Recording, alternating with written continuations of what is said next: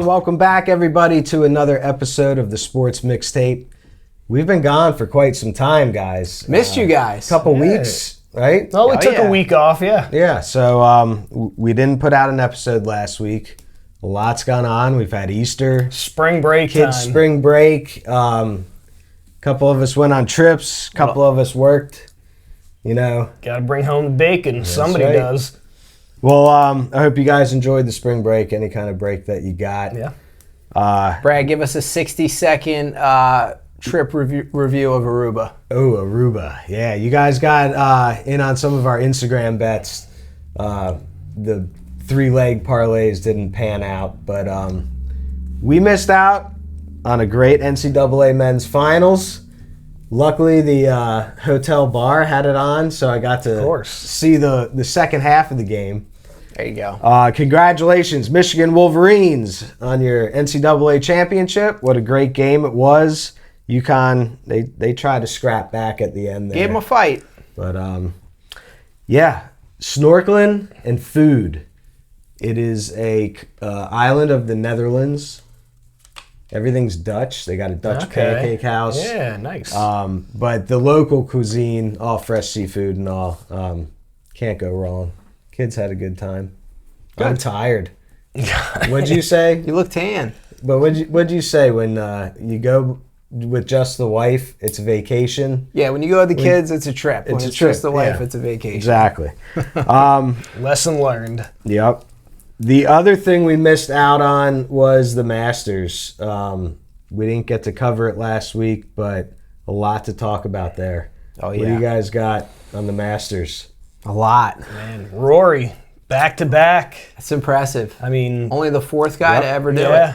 Here's a couple points. A lot of guys in the mix on the final day, even going into the back nine. A handful of guys could have won this thing. Rory starts 12 under through the first 36 holes. He finishes at 12 under. That's how tough these second 2 days were. He went even and still brought home the title. Well, you know what was interesting about Saturday? Rory just was like holding on Saturday. Yeah. It's the lowest scoring round in Masters history. There's a report that they could have, the greens could have like really gotten away from them because of how dry Georgia's been. Yeah. There's not been a lot of rain. They were thinking this could be like a low scoring year, a single digit year. And outside of Rory, it was looking that way the first 2 days. I mean, he was 6 strokes ahead. He was the only guy. That was his only good part of his game was putting. Chipping. He only hit like 40% of fairways the first 2 days. And this is why I want to talk about this, because this is my big takeaway. But, so Saturday, historic low scoring round. You get all these guys back in the mix. Rory's hanging on. But I think this is like a really good thing for Rory's confidence. The fact that he won without his A game. Brad nailed his driving. Yeah. Look, that drive on 18 looked like a drive we would hit off the tee box. Yeah, I mean, on the last hole there, he spun that thing. Scramble and go, he baby. spun that thing way out. But his chipping the first 2 days was phenomenal. He holed the chip. He had a couple nice long putts. Mm-hmm. And I think that says something for a guy like Rory, you know, finally broke through again last year, ended the 10-year drought. That he goes now like, you know what? I can win without my A game. And what you saw on Sunday was some guys crumble under the pressure. Justin Rose had a shot at it. God, poor Justin Rose, man. That dude has been, I think this is the 5th Masters where he's finished like either second or third. And at one point, he stepped up to the tee box on the back nine with a 2-shot lead, and it just dissipated. But I thought Scotty was going to catch Rory, and there were 3 or 4 putts on that back nine that missed by inches. Mm-hmm. And you're telling me... He almost holed out on a couple, too. I think the entire golf world would have loved to have seen a Scotty-Rory playoff. And there's no doubt in my mind Scotty's taking that playoff with the way things were moving. Look, Scheffler almost had an incredible comeback. You know, he's the first player since 1942 to go bogey-free over the weekend. Look, can we talk about... At the Masters. Can we talk about Scotty for a minute? This guy's on a different level. He had a baby 9 days before the Masters started. He hadn't played in, 3 weeks? Hadn't slept in 9 days. Hadn't played 3 weeks leading up to the event. Comes out, after the first 2 rounds, he's even par, which is impressive enough in itself. And then he, figures it out again and shoots, 65, 68? Crazy. It's incredible. I mean, unreal. Now, I saw that this was there was a little controversy surrounding Rory because apparently the few weeks to a month leading up to the Masters, he was flying. I'm not sure where he lives during the golf. I think Florida, but I think Jupiter area. But he was flying multiple days a week up to Augusta on a private jet. He'd play around at Augusta, and then he'd fly back home. And a lot of the players, I think, had an issue with that he had all that time to practice. Really but nice. Well, they should get good enough to get a private jet. Look, you need to become a Masters champion and have enough money to get that private jet. But you know what was fun to see too? There's always a guy. So we were in a fun little Masters pool. That was a ton of fun, and I believe. What was your score? oh God, I was probably like +5. All right, it's bad. Wait, thank you, AJ, for getting us into this pool. But Brent, explain the structure of the pool. Well, I believe they're doing one for the PGA Championship too. I got an email, awesome, and so. Great. It was great. Basically, you pick 6 golfers. They're tiered 6 different guys. So obviously, in the first tier, you got your guys like Rory. I think this website was Easy Office Pool. Oh, it was awesome the way it was set up. But in your first tier, are your top tier guys like Rory, Scotty, the main Schauffele, main favorites, and then tier 2 it goes down, and you keep the score of 4 of the 6 guys. 6 tiers. Exactly. So your top 4 pick scorers, one guy from each tier. It's cumulative. But the coolest thing, and I know this every single year, is whoever's winning the second day rarely wins. Like, things always shift and shake. But there is always a guy on Sunday who comes from the back of the pack to make it close. And this year it was Tyrrell Hatton. He shot a 66 on Sunday. Crazy. He got in at 10 under. Just remember this for the future because, guys, this happens every single year. 1 or 2 guys come out hot, start the round off well. They post a low number. Like Rory, go even the whole rest of the round. Yeah, they post a low number. But speaking of Hatton, we got to talk about this. The live guys are really struggling in these major championships. Yeah. Bryson has been the only one who now when they first made the transition, I think it wasn't as big of a deal. These guys were used to having been on tour, playing the harder golf courses, playing the more competitive golf. Rahm struggled, Bryson struggled. You heard Brandel Chambly, if you watched any of the telecast afterwards, just ripping the live tour. Yeah. And this is like an issue though for these guys. They've been on vacation. Playing on the live tour. It doesn't seem to be as competitive of a tour. When you're able to play in shorts and only 3 rounds and there's music play, it just is not. It's not as competitive. Yeah. And then you get the guys like Beer League golf. Patrick Reed is trying to get his tour card back. He didn't re-sign with Liv, so he's playing on the DP tour. He's been playing events over there, and I think it's like the Abu Dhabi Chase or whatever it is. Reed looked good this weekend. He faltered a little on Sunday, but there's a difference right now in these guys. But what happened to Bryson in that bunker? Did you guys see with his new wedges? Look, 3D printed. That was my bad. That was on me for picking Bryson as my tier 1 guy. I didn't mean to rub it in. I thought that maybe he would get it this year, but a lot of people liked him heading into the tournament. But I do think this showed that golf. The PGA Tour is in a really good spot. There were 22 guys that made their Masters debut this year as well. There was a few amateurs on the card there that they didn't make the cut, and I think they finished in the bottom 5. But what a thrill for them! This is the first time since 1994. No Phil Mickelson and no Tiger Woods at the Masters. That's hard to believe. Speaking of those 2 guys, though, because obviously we're in this. There's a couple of great things about golf right now. Speaking of Tiger and Phil, how awesome would it be, will it be, is it going to be to watch Rory and Scotty duel it out the next couple years? It's great. Rory's back, man. He's got the gorilla off his back. Rory is back. He's got a little swag again. But I also think, too, this just goes to show you how good of a place golf is in.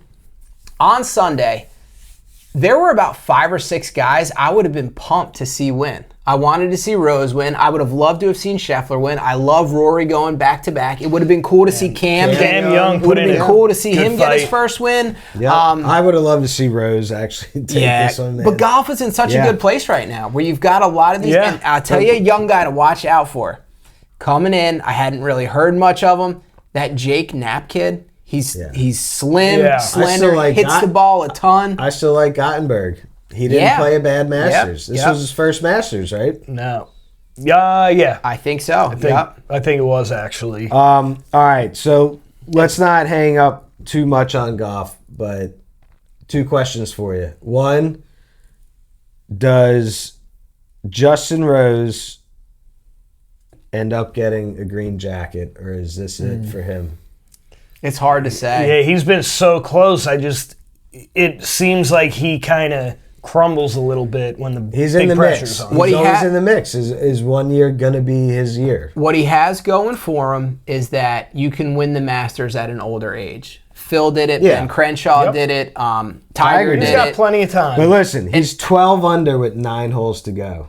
All he has to do is stay even through 9. And you look at what he did last year. He lit it up on the back 9 Yep. to catch Rory last year. Yeah. It was like, I thought it was going to happen. And, golf can be a cruel game sometimes. But I do think the Masters is a place more than any other golf course where experience really matters. And you talk about like Rory going up early, chipping, spending his time on there. It paid off this week because he won without his A game. And I'm curious to see how many golfers now, moving forward, look at that as the blueprint. Like, we're not going to play these events a couple weeks before the tour. We're going to go get a family hotel in Augusta, Georgia. Look, if you've won the Masters and you're allowed to practice there before it, I don't know why you wouldn't do that. I mean, that to a lot of these guys, this is the biggest tournament of the year. So Yeah. All right. Schauffele, another top 10. He's a top 10 machine right now. So with that being said, I believe I heard that Schauffele has the lowest cumulative score or something, lowest scoring average in Masters history without winning it yet. he's playing super consistent. So with that being said, RBC Heritage, I think, is the tournament this weekend, starting tomorrow. Down in Hilton Head. I got Schauffele first round going bogey free in my DraftKings. Okay. All right. I've got Schauffele going top 10, parlayed with Aberg going top 10. And then I got a single bet Schauffele going top 5. All these are pretty Going good all in odds, on 'em, right? huh? yeah. All right. So, yeah, DraftKings had a couple good Only thing you got to worry bonuses. about these post-major rounds is like the letdown from some of these guys. Yeah. I don't think there's any letdown from Schauffele, though. He's been so consistent. You know who so I like with this that week? being said, yeah, who do you guys like as a winner or top 10? I like Jordan Spieth this week. He's won at the Hilton Head course there. Jordan actually finished up pretty strong on Sunday. His tee to green game is like on right now. Surprisingly, he's struggling with his putter, which that's what Jordan Spieth was known for. Obviously, the Masters is not a place you want to struggle with your putter, but I think you get him on a friendlier course, and I think Jordan makes a little noise this weekend. Maybe top 10 him. And how about Justin Thomas, last year's winner at 17 under? And then you had Novak. He, I think, lost. He's not playing tennis anymore? Is it? I think a guy named Novak. I'm unfamiliar with this guy, but I think he was runner-up last year. I got them top 40 at least. That's a sweet golf course. The RBC one a few years ago. I vacationed down in Hilton Head and went and checked out the sweet. clubhouse and stuff. nice. It's a sweet course. Like Scheffler's not playing in this or anyone. I Scheffler's actually playing. think he is. Are they? Scheffler's Yeah, I playing, think he yeah. is. Because I think now, Yeah, ever since the PGA and Yep. LIV separated, like I think the tour requires guys to play more than they used to. Well, I'm not going to make the mistake I did Don't during ever the not Masters. I'll take Scotty. Scheffler. Yeah. All right. So look, guys. Yeah, golf's heating up. Masters is over. We got a lot of good golf for the rest of the year. Looking forward to it. Let's get into the best part of this season. Major League Baseball. Well, it depends on who you root for. If it's the best part of this It season. it's been a not even a whirlwind. It's been a one-way street for the Mets. Can I get on Freddie's right corner now. real quick? Please. Okay. Yes. So last year, the issue with the Mets put up runs, right? We had a scrappy team. You got guys like Alonso, McNeil, Nimmo, this homegrown talent, right? Our problem was our bullpen. And I would say like the second half of the starting rotation. The Mets pitching really struggled. So what do we do this year? We shore up some of the pitching. We got some young guys. We unload our entire homegrown talent. We bring a few guys in. The Mets cannot hit this year. Brad and I have coined a term. And the bullpen is like it was last year. We got a double-edged sword in this one. We've coined a term. It's called a DeGrom. And a DeGrom is when you pitch 6, 7, 8 innings, maybe give up Maybe one one run. max 2, but really usually one run, and you either get the no decision and loss. And right now, Nolan McLean is dealing. I mean, this guy's stuff is filthy, and the Mets cannot get him run support. Nolan, we will root for you on your Mets farewell tour this year. When the Dodgers offer you a monster contract next year, or the Yankees, who knows? The funniest part is if you go back 3 episodes. The hope we had. Hopeful Mets winning Young, the World Series. MVP. World Series. I had him beat And Seattle. we're 3 episodes from that. It's already crumbling. Let me ask, what the hell is going on with Lindor right now? I heard that he's like the team is divided on him or something weird. But That's the word on the street right now. Yeah, I've been getting sent stuff, but you know me, I don't read anything that gets sent to me. So, yeah, I don't. I just know that there's some disgruntled teammates, and you could see it on the field. The effort and the mental fortitude is not there We now. need Soto back. And he is our leader. We need Soto back in the lineup. Is he injured? Now that Polar Bear Pete is gone, Alonso can we back. trade for Polar Bear? Man. Can we get him back? It's going to cost a lot now. I had a dream that we got Pete Alonso back, and he just started raking bombs. I mean, look, it's still so early in the season. I mean, baseball's such a long But season. what I don't like hearing, because the reports are, Brad's right, and we've got a cousin who lives up there who's plugged into New York Sports Talk Radio. Yep. And he's saying it's a fractured, divided locker room. And it actually started last year, I think. And no matter how much talent you have, when the locker room's divided like that, it's trouble. So Yeah, well, even Pham played back in like 2023 with the Mets, and he said then he told Lindor this is the least hardest working infield I've ever played with. Really? As far That's as not like good. training and doing your fundamental drills and all that. And he's back with the team now, and maybe he could get those guys into gear. Someone's got to, have that veteran presence. Season's still early. Let's not count Guys. anybody out. But how about your team, Jim? Hey, They're hot. maybe this will be different this year. Maybe instead of the Mets starting red hot and like collapsing and dashing us, maybe we do the opposite this Never year, gonna Brad. happen. We start out slow and we creep up on the Braves or Phillies. If we at learned the end. anything, the Mets need at least like a 10-game buffer. Yeah. So Aaron Judge, 2 bombs the other night. Yeah, I mean, Mike look, Trout, 2 bombs the other night. It was a bomb-filled I think, game. Brent, you might have said this a couple Healthy episodes Trout, yeah. about the Yankees closer, and I don't know. I am concerned about it. I'm concerned about the whole bullpen. That he's the guy. Look, I watched the Seattle game, and I know he had pitched okay up to that point, but I was strictly talking from like watching his stuff, like actually watching his stuff. I was not impressed with him, and I think that's what killed the Yankees last year. He's letting up runs. I mean, the bullpen is just having collapses, letting up a ton of runs. Starting pitching's not bad, but like I said, it's early, so we'll see what happens. Plenty could happen during the season. Yeah. Yep. Well, yeah, a lot of baseball to look forward to, and that is why we are going to jump right into our best baseball movies all time. Snake draft. We're going to do a snake draft. Get the hat. How can I Keep the thing forget? moving, not get hung up here. But we'll run through our favorite baseball movies. If you can't tell, I've got the Sandlot 4th of July night game shirt on. The ham, great grabbing ham, a bunch of hot dogs. Getting ready for some s'mores. Let's pick some names. All right. Don't look. If this is your name, Oh, yeah, I'm number 1. Okay. of course. Here we go. That's number 2.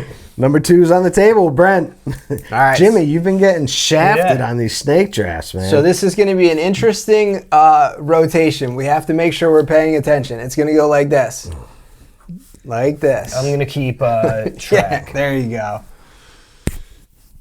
All right, Well, Brad, lead us off here. Well, with the number 1 pick, I got to go with the Sandlot. It's a great choice. I got to take it. It's not just a kid's movie. It's a movie for all ages, for adults to reminisce about growing up playing dirty backyard baseball. And then there's always a dork in the neighborhood that you let over to play who would bring an autograph ball that would get hit over the fence. Yeah. There was always neighborhood dogs chasing you down. It's a coming of age movie. It's a coming of age movie. You know, we've got Michael the Ham Porter. We got Squints Polidorus, Benny the Jet Rodriguez, to name a few. Yeah. Yeah. Bertrand. It's got coming of age of your first chew of tobacco. By the way, you know what that was made of? Snuck kiss on the lifeguard. You know that scene with the tobacco that they put in? It's Licorice and bacon bits. Ooh. And they apparently got like sick because I guess they were just eating it and keeping it in their mouth. And that actually made them sick. But what a terrible, disgusting combo. Awful. There's so many good, iconic scenes in this movie. Yeah. So many one-liners. The 4th of July fireworks The scene. night game. The when they're playing against like the yuppie neighborhood kids who have like uniforms and trash talk. Ham is just talking so much trash to those guys. Is that your sister out there in right field, naked? And what makes this movie great is like, for any guy or girl who played baseball as a kid, you know, this movie stays a classic because it's great when you're younger to watch, but even as an adult, like when I go back and watch it, it really hits home. Like you really miss it's nostalgic, the days of being a kid playing baseball with your friends. You get the camp out scene where you're making s'mores. S'more of what? Ghost stories. Jimmy's right. This movie's going to be popular forever. Yes. Great choice. The Sandlot. So families, sit your kids down. Watch this movie. It's phenomenal. Yeah, and we mentioned this a few episodes ago, but I didn't realize this until we researched. Benny, the young version, and the adult version on the Dodgers are brothers in real life, which is a pretty cool little trivia thing. So, all right, with the number 2 pick, for me, there were only 2 movies that could have been considered for number 1. Brad took one of them, but my all-time number 1 greatest baseball movie ever is Bull Durham. Good movie. All right. Great Kevin movie. Costner, Susan Sarandon, Tim Robbins. This is the story about a veteran career minor leaguer who gets brought in to mentor this young Ebby Calvin Nuke LaLoosh. There are so many good scenes in this movie, the story of it. He basically has to teach this young kid who's got, in his words, $1 million arm and a 5-cent head, all about like growing up. You can't have fungus on your shower shoes if you're going to make it to the show. And so many good things. He teaches them how to give interviews. The mound conferences in this movie are incredible when they meet at the mound. Oh, yeah. My favorite scene in the entire movie, though, is when Nuke LaLoosh is telling Crash he wants to throw the fastball. He's got to announce his presence with authority. And so Crash goes back and he tells the batter what's coming and he says, "When you speak of me, speak well." And the guy just drops a bomb. But then he stops to stare it down and Crash like gets all up in him. But he goes out to Nuke and Nuke's like, "Man, guy hit that like he knew it was coming." And he's like, "He did know what it was coming. Don't ever shake me off again." Like something along those lines. There's so many great scenes like that in this movie. And it epitomizes, minor league baseball is huge in North Carolina. You had the Carolina leagues, single A teams, double A teams. Durham is a triple A team. One more great line from this: strikeouts are boring. Besides that, they're fascist. Throw some ground balls. It's more democratic. So much wisdom from Crash Davis to the young kid. Tim Robbins practiced and trained so much for this role that he developed an 85-mile-per-hour fastball. Wow. That's impressive, man. That's getting it up there. Yeah, when he's throwing during the movie. And also, hit the ball, win a steak. Yeah. That was in the movie. They put that in the stands for the Durham Bulls. But that movie was so popular, they actually built a real one out there, and I think it's still a thing out there. When I was in high school, I got to play on the Durham Bulls field. Was it out there? Oh, it was sweet. awesome. The bull was out there. We were pregame trying to throw balls up at it and hit it, and yeah. All right, Bull Durham. All right, Jimmy. All right, for my number one, I'm going to go with Major League. That's the trifecta have right to. there. That's the trifecta. Yeah. I love this movie. I could watch this movie every day probably. From 1989, movie about owner dies, the wife wants to move the team to Florida. She tries to tank so she can get out of her lease and thinks she gets a bunch of misfits. Little does she know is that Wild Thing is the leader of these misfits. He's an all-star in the California Penal League. But you got Tom Berenger, Wesley Snipes, Bob Uecker plays the announcer Harry Doyle, phenomenal, which is amazing. Charlie Sheen playing Wild Thing. But just such an incredible movie. You got Randy Quaid in right field as the fan. Wild Thing. Willie Mays Hayes. But a hilarious movie. Wesley Snipes he couldn't throw the ball. That they had to cut all his scenes, apparently. Surprising. He looks like an athlete. They said he did all these action movies, but he was so bad at throwing a baseball that they had to just cut all his throwing Vampires scenes out. can't throw baseballs. And also, fun fact from this movie, Wild Thing, the entrance, that is credited as starting what we see now with closers, these theatrical entrances coming in. That is credited to the movie, Major League. Give him the heater, Ricky. when Rick Vaughn pulls those glasses with the skull and crossbones out in that final appearance, Harry Doyle steals the show in this movie with his lines. He's got the flask, he's drinking, and then at one point he's got like the young co-commentator and he's cursing, and the guy's like, "You can't say that on thing." He's like, "I know he's listening anyway." It's great. Here we also got the Allstate guy, Dennis Haysbert. Yes.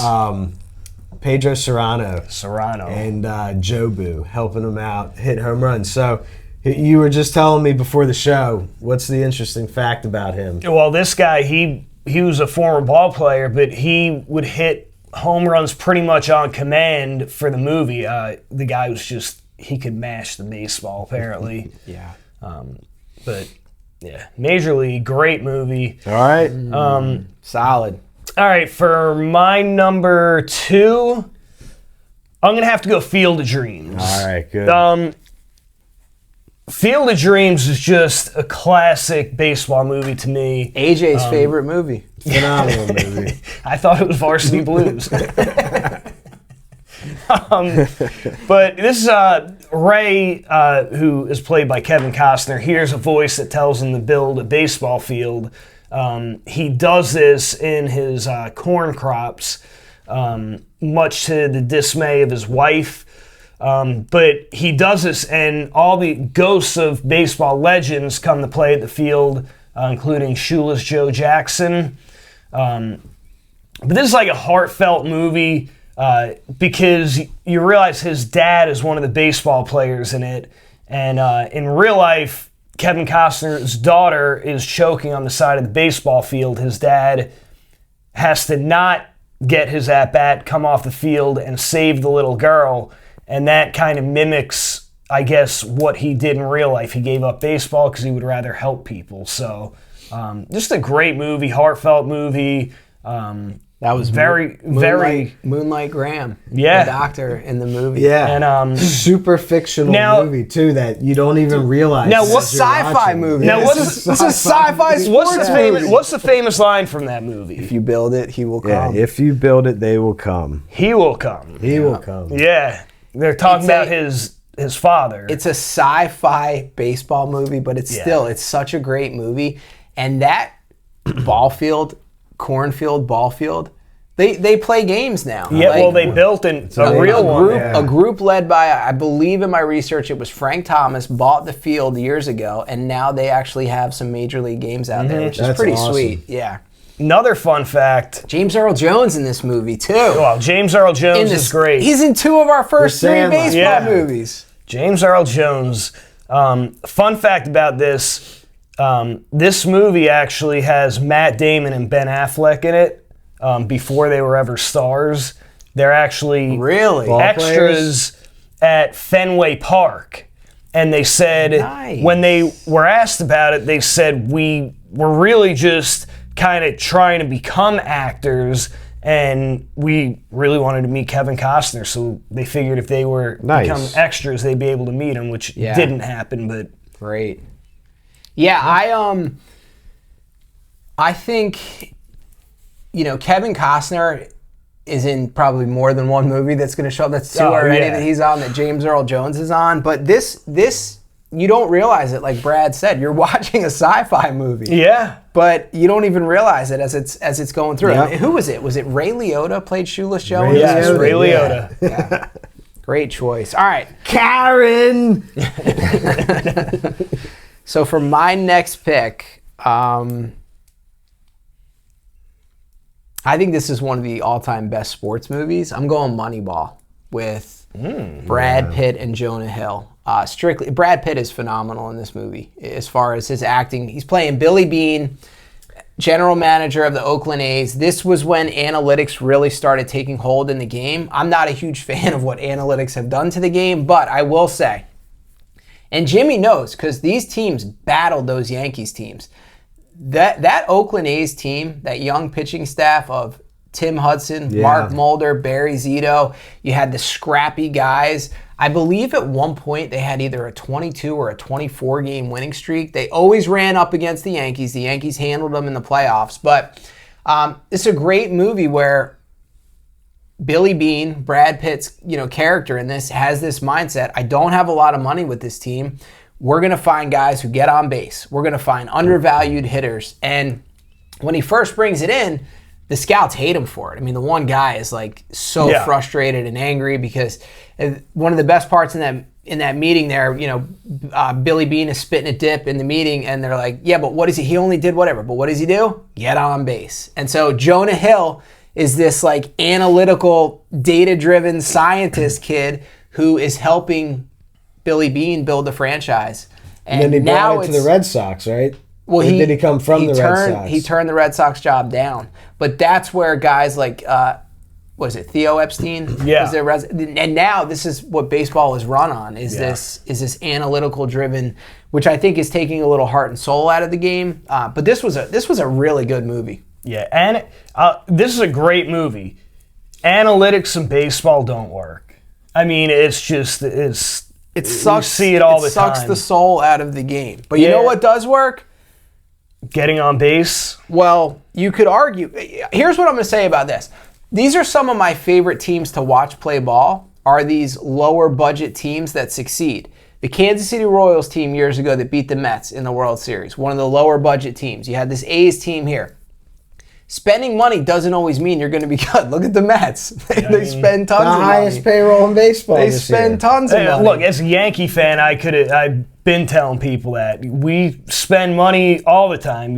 Not like we're winning World Series, so. Nope. But, Moneyball, it's real. I think Brad Pitt and Jonah Hill both got nominated for it's a great Academy Awards for that. It's a great movie. All right, Brad. Number 2 for me. I'm taking it back to 1976. Something that would not really fly today. Let's go with the Bad News Bears. Walter Matthau. Walter Matthau, Jackie Earle Haley, and Tatum O'Neal co-star in this one. But Walter Matthau plays a complete drunk, ex-minor league hopeful ball player. He's probably in his 50s or 60s at the time. A lawyer reels him into coaching a little league team because he wants his son to play on it. And it's just a group of ragtag boys. Misfits. Walter Matthau is letting them drink beer after games and stuff. The kids are probably between 8 and 12 years old. Yeah, something like that. So we have, they're so pitiful. Matthau brings in a girl to come take control of the team because she's got a cannon on her and she pitches every game, throws her arm out at a young age like those old coaches did. But it's a movie about learning hard life lessons. We got the kids fighting in between games. We got is it this one or the second one? The kid riding the motorcycle plays. I on think the that's team? the original one. The original one, right? Is that the lawyer's son? And then in one of them, they can't end up remember. playing in the Houston Astrodome, right? They go at one point. I think that's They the go, second they one. go to I think Japan. that's number 2. Yeah. I'll tell you, even the remake with Billy Bob Thornton is pretty good. It is, He's pretty. yeah. He's pretty funny in that. Yeah, he plays that good drunk role like Bad Santa. Yup. All right, that's number 2 for me. You get another. It's there's so many good ones.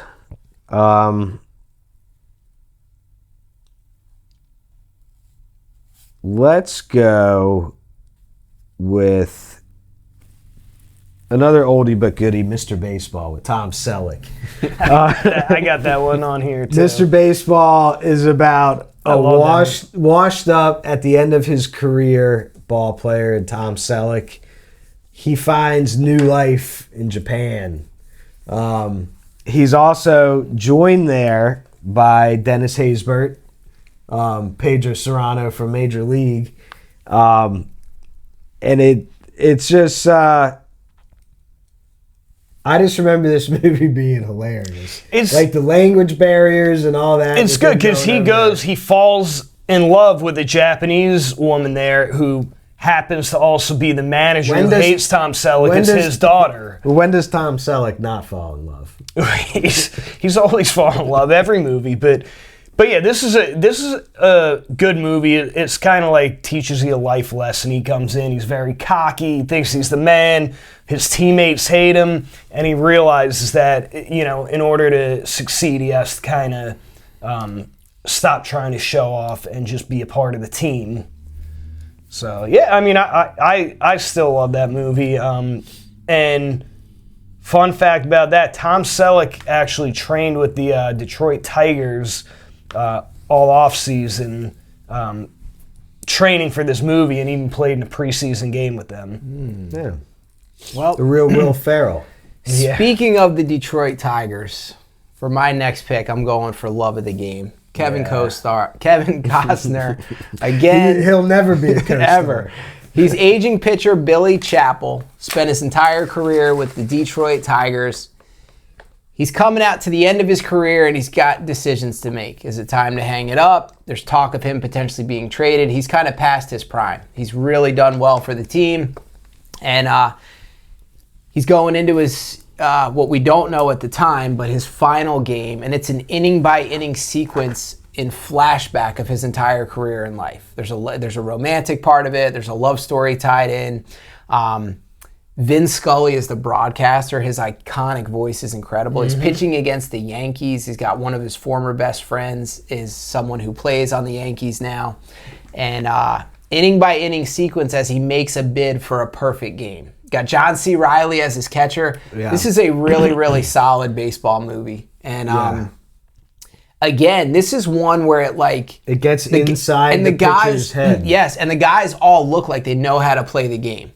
And you got the young kid for the Yankees who's just coming up at the end of the game, who's not scared of Chappell. He almost breaks up the perfect game bid. You've got the center fielder who robs a home run when in the past he had a ball bounce off of his head and go over. This is an awesome movie. Yeah, good pick. Yeah, I do like the way that it's shot, the flashback. And I heard flashbacks. And something I found in my research, this probably won't surprise you. George Steinbrenner was pissed that it was the Yankees that he threw the perfect game against. I'm sure. that they caught the L. I'm sure. Movie. No, but it's a true definition of flow state. And if you've ever been in it, it's Clear an the unreal- mechanism. Clear the mechanism, and everything gets silent. Oh yeah. Yep. All right, Jimmy. I'm gonna go with A League of Their Own. Yeah, yes. that was going to be my next off the board. good. A League of Their Own is basically it's based on the All-American Girls Professional Baseball League. This is during World War II. The men have to go off to war. Another drunk coach. Yeah, The scene when he's at the urinal. it is great. Jimmy Dugan. So basically these girls, they have to get these girls to basically play baseball in place of the men, and people hate them at first, and they kind of throughout the year they grow the love of the people. And anyway, the best part about this movie, like you guys are mentioning, is Jimmy Dugan. And there's no crying in baseball. Tom Hanks he's so good. So good. He's great in it. Iconic lines in there. You have Gina Davis, Madonna, Rosie O'Donnell, John Lovitz as as the scout. So here's the question for you guys. This has been argued and debated. You've got the older sister, Dottie Hinson. She's the star of the league. She's the MVP. Yeah. She's effortlessly good. And then doesn't even want to be out there playing. No, and you've got her kid sister, Kit Keller, who's it's scrappy hustler, overachiever. The opposite of us. Does she drop the ball on purpose at the end of this movie? Yes. I believe yes as well. Some people think no. There's no way Dottie's not holding on to that ball. She did it. Look, she knows she'll be fine. She just wanted to take care of her younger sister. I agree. I do have a couple interesting facts about this movie as well. The owner in the movie was a candy bar mogul, the old guy. And in real life, the owner of the league, the All-American Girls League, was a chewing gum mogul by the name of Wrigley, of Cubs and Wrigley gum fame. And then, and also the girls that played in this movie had to train for 7 months, about 5 days a week for 7 months. It was like a regular job, and you had to pass. That must have been all tough this training. On Rosie. Yeah, unless you were a star. They said there was a couple stars that obviously got to pass, but yeah, they actually had to train for about 7 months just to be in this movie. It's a really good movie. Great movie. And bring it back around. Let me see. I got one more. I'm trying to decide there. So there's a few of these movies from when I was a kid that I really liked, and coming up on those now. I'm gonna go with Angels in the Outfield. I think Angels in the Outfield is a great movie. Kid in a foster home wants to be together with his family. He tells his dad. His dad says, "What a great dad. Not until I'll be your dad again when the Angels win the pennant," which is a terrible line to say, especially for a last place team in the league. And then at the end, they actually do it. Yeah. And he's in the courtroom, and he's like, "Yeah, this is tough luck, kid." But anyway, this kid he prays for a miracle, and an angel appears at the next game, and Christopher Lloyd. Al. Yeah. And this kid is the only one that can see the angels. Has Christopher Lloyd always looked like he's 80 years old? Always. Since he was 20. If you look in Taxi? He looked like that in Taxi. Yes. He's in so many iconic kid movies of our time. So many. He was, Back to the Future, Camp Nowhere, dude, Angels in the Outfield. But yeah, another loaded cast. Danny Glover, Christopher Lloyd, Tony Danza, Joseph Gordon-Levitt, Matthew McConaughey, Adrian Brody. The best character in this movie is not. So there's two starting pitchers they focus on. One is Tony Danza. The other guy, he sets and sets and sets again. If you watch just the highlights of him from this movie, the way he runs out and slides up to the mound. He reminds me of John Rocker. He does the pop-up slide when he runs out to the mound. But for a kids movie, there's so many funny lines. It's just hilarious. And did you know that this is actually a remake of a movie called Angels in the Outfield from 1951? And in that one, it's obviously a black and white movie, but the manager is just you couldn't do it now, but he's super abusive and curses at his players and all this. And an angel actually talks to him and tells him, if you stop doing if you chill out, stop doing all this stuff, then we'll help you. And they also have it's a little girl who's an orphan that sees the angels. But great choice. All right. All right. I'm going with the sequel here that I think is almost, if not just as good as the original. Give me Major League 2. Yeah. You have no marbles. This movie There's so much to this movie. So we got Rick Vaughn now has had some success and he's been domesticated.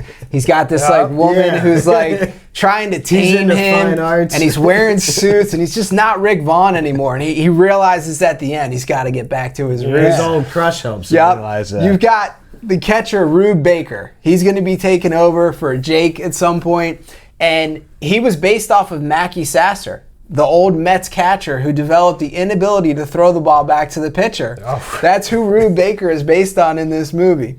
And the way that he is able to remember how to throw the ball to the pitcher, he starts memorizing things from a certain magazine. Yeah. And then you've got one of the most iconic sports villains of all movies, Jack Parkman for the Chicago White Sox. He does the little shimmy before he gets in the box. He's so unlikable, which makes him great.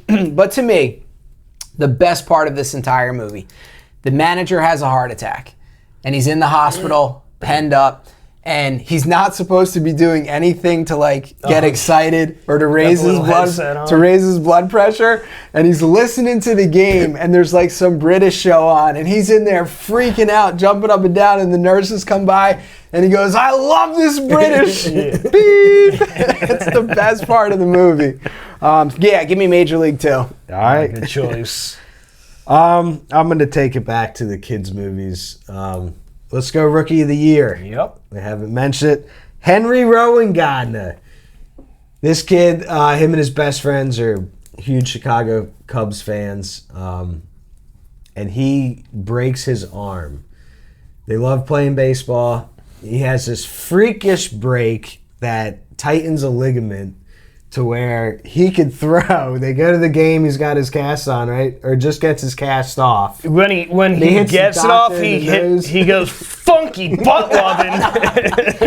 It's the best line in the movie because, first off, it's so unexpected and out of left field, to use a baseball term, but I remember as a kid, that was so hilarious. Yeah, Gary Busey in this movie. Oh yeah, he's just like the love interest, isn't he? So, which is weird.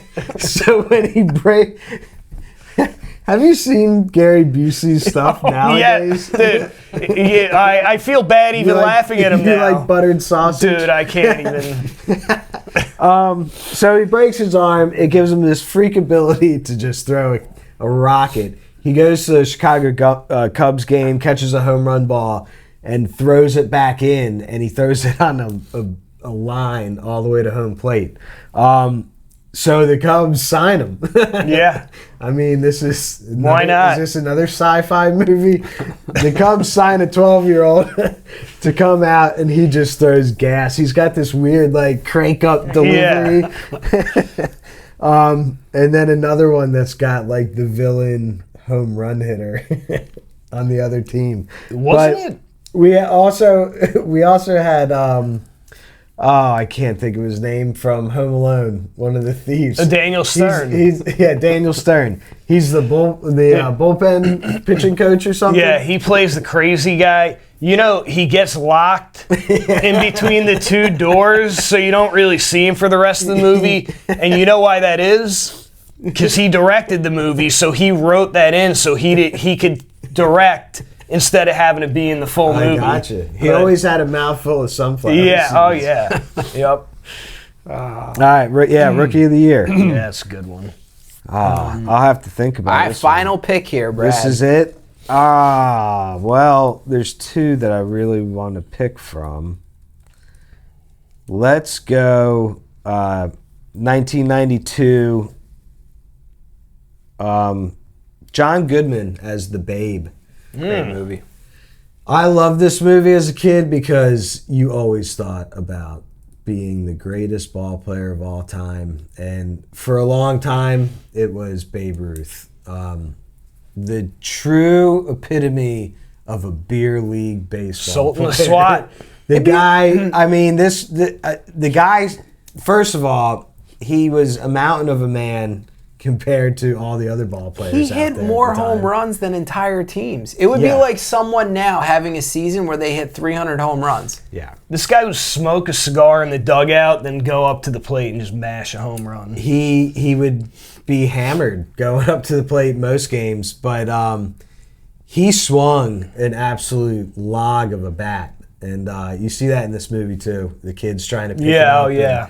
It's almost like a mythical character. Yeah. Yeah, I mean, it definitely is. But, yeah, I mean, these kind of movies made him a mythical character. But you could go back now on YouTube, you know, see live footage of him just mashing balls. Yeah. All right, I'm going to keep my final pick with the Yankees. This one's a little more under the radar. This was an HBO original that came out. You've got Barry Pepper is the lead. It's called 61, and it's the story about the year that Roger Maris broke Babe Ruth's record. You've got Roger Maris, you've got Mickey Mantle, you've got all the pressure that was on Maris during that year, and I feel like this was like a really good, almost like a biopic of what happened that year. Underrated movie. Yeah, I'm going 61. Yeah, great movie. I had to watch it. I think I've only seen that one time. It's a really good movie. Final pick here.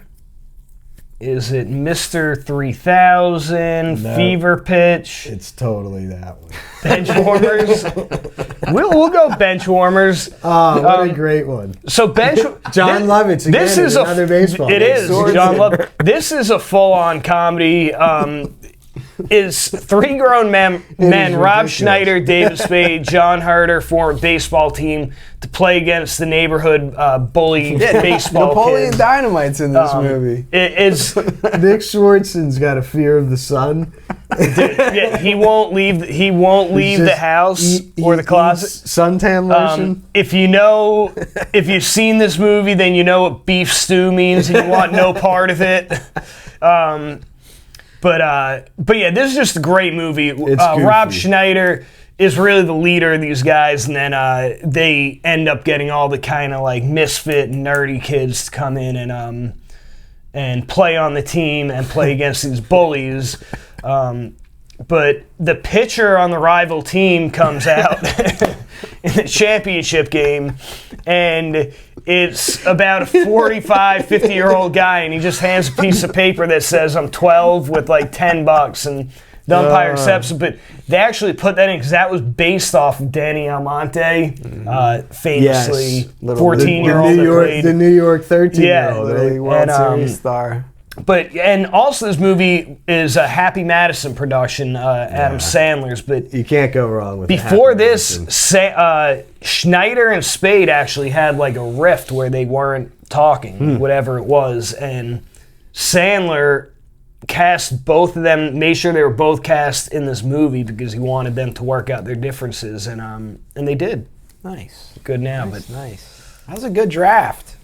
Yeah. Any honorable mentions? Yeah, I'll rattle off a few. Hardball with Keanu Reeves. Yeah. G-Baby, the degenerate gambler, is Yeah. getting in trouble, and he has to coach an interleague city team. What about? I'm surprised you didn't say Summer Catch. Summer Catch is on my list here, too. Summer Catch is a Freddie great movie. Freddie Prinze Jr., Jessica Biel. It's at the Summer College Baseball Leagues, which is a great, fun time. Fever Pitch. 42, the Jackie Robinson. I didn't put it. I didn't even write anything because it's the Red Sox. Yeah, Little Big League. The Rookie with Dennis Quaid. Yeah. Trouble with the Curve was a good one. Clint Eastwood and Justin Timberlake. I saw that He's a one. young scout, and the old scout, he's trying to date the older scout's daughter. It was a good movie. Now, I almost threw in. Pride of the Yankees. Lou Gehrig. Yeah.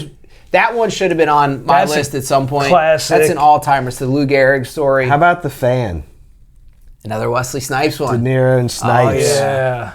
I almost put Beer League Yeah. in there. It's a softball, but based on baseball. That's another comedy. 8 Men if you're Out. looking for that. Basketball, maybe. Nobody you said could, The Natural. You could slide basketball. No, in I'm there. surprised The nobody said Natural The is Natural. I'm a great. little Yeah. surprised nobody said The Natural. Redford. Yeah. Can't go wrong with that. By the way, when I was researching Little Big League, which is another great movie where the kid takes off his The grandfather's twins, right? Yeah, team. The grandfather Griffey's died. in that movie. Yeah, leaves it. He's the one that ends like their season. Yeah. But the mom in that movie, Billy Haywood, who takes over the twins, the 12-year-old, his mom in the movie is actually Pete Crow Armstrong's mother in real life. Really? No way. Yeah. That's pretty wild. Yeah. You guys remember 8 Men Out? Charlie Sheen's in it. It's about the Yeah. the Black Sox scandal with Yep. the Shoeless Joe team. Yeah. Those guys couldn't play. All right. All right, well, let's wrap it up.